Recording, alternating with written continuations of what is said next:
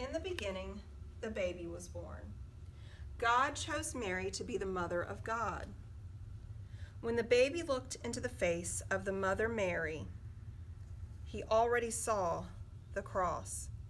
And when he looked into the face of the father Joseph, the cross was there too. The mother Mary and the father Joseph held the baby close. They kept the baby warm, and they gave the baby everything that the baby needed to grow. And he began to grow.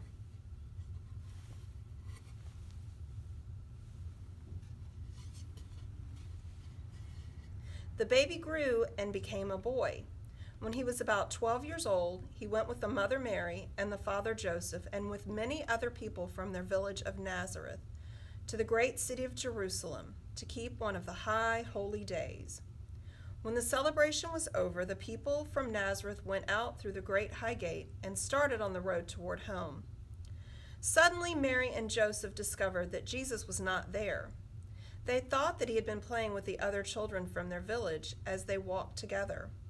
They hurried back into the great city of Jerusalem to find him. They looked everywhere. Finally, they even looked in the temple, and there he was. He was talking to the rabbis, the priests. When he spoke, they listened because he knew so much. And when they spoke, he listened because he wanted to learn more. Mary and Joseph then asked Jesus the question that all parents ask their children, the question that you can never answer. Why did you do this? And Jesus said something very strange. He said, "Didn't you know I would be in my Father's house?" Mary and Joseph did not understand. Their house was in Nazareth, where Joseph's carpenter shop was. They did not understand, but they did not forget.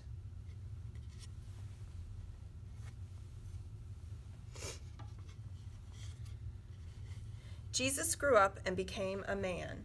When he was about 30 years old, he went to the river Jordan, where his cousin John was baptizing people. Do you see John? You can just see the back of his head. He was a wild man. Jesus waded into the river until he was face to face with John. He said, "Baptize me." John looked at him, and as if for the first time, now he saw who Jesus really was. "How can I baptize you? You are the Messiah, the one we have been waiting for. You must baptize me." "No," Jesus said. "It is written that you will come before me and prepare the way. You must baptize me." Jesus went down into the darkness and chaos of the water. When John lifted him back up into the light, there were people who said that they saw a dove come down from heaven and come close to him. There were also people there that day who heard a voice. The voice said, "This is my beloved Son, with whom I am well pleased." After Jesus was baptized, he went on across the river Jordan and into the desert. He stayed there for 40 days and 40 nights to learn more about who he was and what his work was going to be.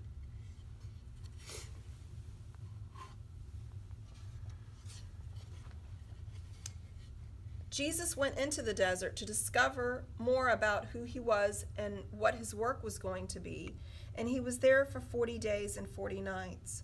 There was little to eat or to drink. One day he heard a voice. It said, "Why don't you turn one of those stones over there into bread and have something to eat?" Jesus said, "No. To be a real human being, you need more than just bread to eat." Suddenly, it was as if Jesus were on top of a great temple in Jerusalem. The voice came back, "If you are really the Son of God, why don't you jump and see if God sends the angels to catch you before you hit the stones below?" Jesus said, "No, we do not need to test God." Then it was as if Jesus could see all the kingdoms of the world. The voice came back again and said, "If you will follow me, I will make you king over all these kingdoms." Jesus said, "No, I am to be a king, but not that kind of king." Then the voice went away. Jesus went back across the Jordan and began to do his work. But what was his work?